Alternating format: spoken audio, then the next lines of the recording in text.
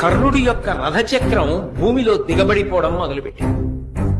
అవతల సరిగ్గా నిలబడడానికి లేదు. భార్గవాస్త్రమా జ్ఞాపకానికి రావట్లేదు. అర్జునుడా బాణ పరంపర కురిపించేస్తున్నాడు.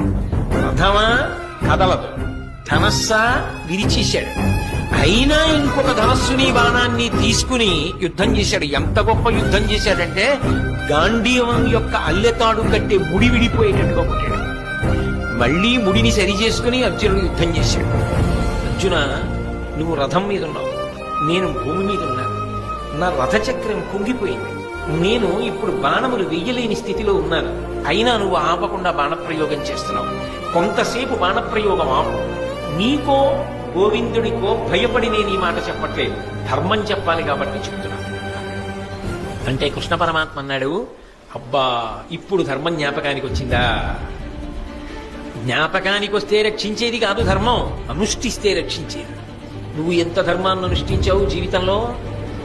పాండవులను తక్కువ చేసి మాట్లాడినప్పుడు ఈ ధర్మం జ్ఞాపకానికి రాలా? ద్రౌపదీదేవిని అవమానించినప్పుడు ఈ ధర్మం జ్ఞాపకానికి రాలా? అదే పనిగా అర్జునుడిని చిన్నతనం చేసి మాట్లాడినప్పుడు ఈ ధర్మం జ్ఞాపకానికి రాలా? నువ్వు పాటించనిది ధర్మం. నీకు అక్కడికి రమ్మంటే ఎక్కడి నుంచి వస్తుంది?